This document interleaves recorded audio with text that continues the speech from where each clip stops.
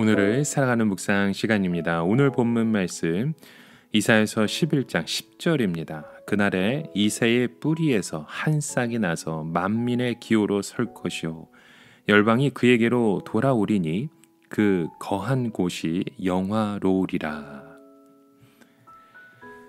여러분, 우리가 차를 운전하고 갈 때 사거리의 시그널들을 보면서 우리가 그 시그널에 따라서 차를 움직이기도 하고 멈추기도 합니다. 그린 라이트가 켜져 있으면 앞으로 가고 레드 라이트가 켜져 있으면 우리는 멈추죠. 우리 인생에도 그런 시그널들이 항상 있습니다. 하나님이 원하시는 라이트가 각자의 삶에 따라서 다 다르기도 하죠. 때로는 우리에게 그린 라이트로 계속해서 가라고, 전진하라고, 순종하라고 하나님의 말씀을 통해서 우리를 권면하고 이끄실 때가 있습니다.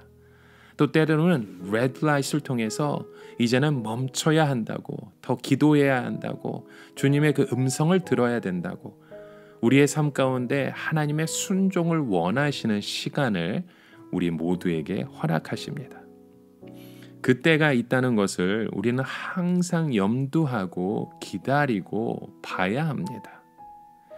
오늘 본문 속에서도 이스라엘 백성들에게 이새의 뿌리에 한 싹이 났다라는 말씀을 합니다. 바로 그것은 앞으로 그들을 어려움에서 구원하기 위해 오실 구원자의 상징처럼 보여주는 장면이죠. 근데 오늘 본문에서 이새의 뿌리에서 난 한 싹이 만민의 기호로 설 것이다 라는 얘기를 합니다. 만민의 기호라고 하는 것은 모든 사람들이 볼 수 있는 사인이라는 뜻입니다. 이제 허락이 떨어졌으니 누구든지 여기도 들어와도 좋소라는 표시를 말하는 거죠. 이스라엘 백성들이 애굽을 탈출했을 때는 그 당시 수십만 명 내지는 수백만 명의 규모였습니다. 그들이 질서 있게 앞으로 진행한다는 것은 거의 불가능한 일들이었죠. 그런데 그들 앞에 커다란 구름 기둥이 나타났습니다. 모든 사람들이 볼 수 있는 아주 큰 구름 기둥이었죠. 사람들은 그 구름 기둥이 지시하는 방향을 향해서 질서 있게 나아갈 수 있었습니다. 그리고 밤이 되면 그 구름 기둥은 불 기둥으로 변했죠. 그들은 그 불 기둥이 지시하는 방향을 더 잘 볼 수 있었습니다. 오늘 본문에서 이사야 선지자는 이새의 뿌리에서 난 싹이 만민의 기호가 될 것이다 라는 얘기를 하세요. 온 세상 사람들은 그를 보고 다 함께 구원의 길로 오게 된다라고 말을 하고 있습니다. 이것을 의미하는 것이 무엇입니까?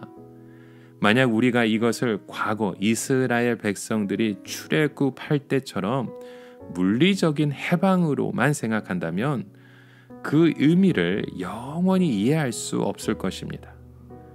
이것은 영적인 해방입니다. 이와 비슷한 예로 이 링컨 대통령의 노예 해방 선언을 우리가 생각해 볼 수 있습니다. 링컨 대통령이 노예 해방 법령에 사인을 하고 선포했을 때 그것은 바로 큰 표시가 되었습니다. 다른 사람 밑에서 노예 생활을 하고 있는 수만 명 내지 수십만 명의 노예들에게 이제는 자신이 원하는 삶을 살아도 좋다는 신호가 된 것이었죠. 링컨은요, 큰 깃발을 흔들지 않았습니다. 단지 작은 펜을 꺼내서 그 서류에 서명을 했을 뿐입니다. 그러나 이것이 노예들의 역사를 바꾸는 위대한 그린 라이트로 변했던 겁니다. 오늘 이새의 뿌리에서 난 싹이 한 것이 무엇입니까? 그는 이 세상의 모든 사람들의 그 죄의 노예 상태에 있는 것들을 보았습니다. 우리 인간들은 우리가 생각하는 것보다 훨씬 더 영광스러울 수 있고 훨씬 더 거룩할 수 있습니다. 그러나 모두 정욕의 노예가 되어 있습니다. 정욕은 우리를 위해서 마음껏 왕으로 군림하고 우리를 때리고 우리를 짓밟습니다. 그러나 우리는 다른 삶을 본 적이 없기 때문에 그것이 당연한 줄 알았고 오히려 그렇게 해야 안정이 될 때가 많았습니다. 여러분, 이곳에 예수님이 오셔서 하신 것이 무엇입니까? 예수님은 사람을 설득하거나 선동하지 않았습니다. 여러분들을 스스로 생각하는 것보다 훨씬 더 존귀하게 만들어졌습니다. 그것을 믿으시기 바랍니다. 우리 모두 힘을 합쳐서 그런 위대한 삶을 쟁취합시다 라고 외치지 않았습니다. 예수님은 하나님의 뜻에 따라 십자가 위에 달려 죽으셨고 그가 흘린 피로써 하나님의 언약에 사인을 하신 것입니다. 예수님이 달리신 그 십자가는 이제 하나님께서 모든 인간의 죄를 용서하셨으므로 누구든지 하나님께로 돌아와도 좋다는 위대한 표시가 되었습니다. 우리 인간 문제의 가장 큰 어려움이 무엇입니까? 인간이 하나님의 영광을 훼손했다는 것입니다. 단순히 다른 사람의 물건을 훔치거나 혹은 괴롭힌 정도가 아니라 하나님의 영광을 우리가 빼앗은 것이죠.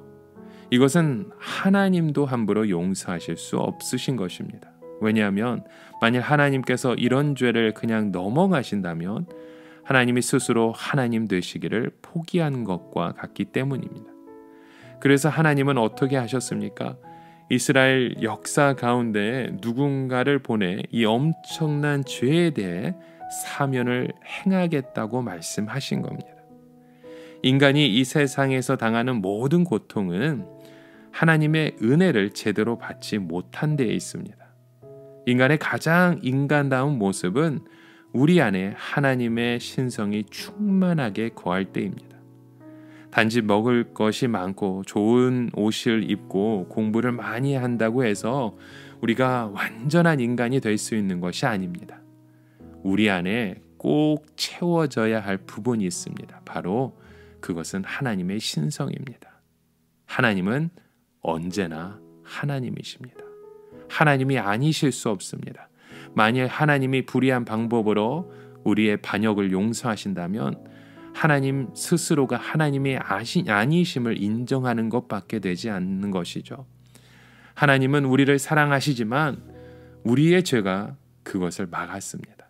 그런데 하나님의 아들이 오셔서 우리를 대신하여 죽음으로 하나님의 은혜와 사랑이 우리에게 마음껏 쏟아지게 되신 것입니다. 이것이 바로 우리 모든 열방에 미치는 하나님의 온전한 은혜라는 것입니다. 여러분, 오늘도 그런 은혜 속에 우리가 살아가고 있다는 것을 기억하며 우리에게 그 사인을 주시는 하나님, 그린 라이트, 레드 라이트, 우리가 멈추고 가야 할 때를 깨닫고 알아가실 수 있는 그런 하나님의 기호에 따라 살아 순종할 수 있는 저와 여러분 되시길 주님의 이름으로 간절히 축원합니다. 함께 기도합니다. 하나님, 오늘도 그런 말씀 앞에 우리가 함께 순종하며 그 길을 따라가길 다짐합니다. 믿음으로 하나님의 마음을 품게 하시고 우리를 구원해 주신 예수 그리스도의 은혜 앞에 함께 순종을 올려드리는 귀한 믿음의 일꾼 되게 하여 주시옵소서. 예수님의 이름으로 기도드립니다. 아멘.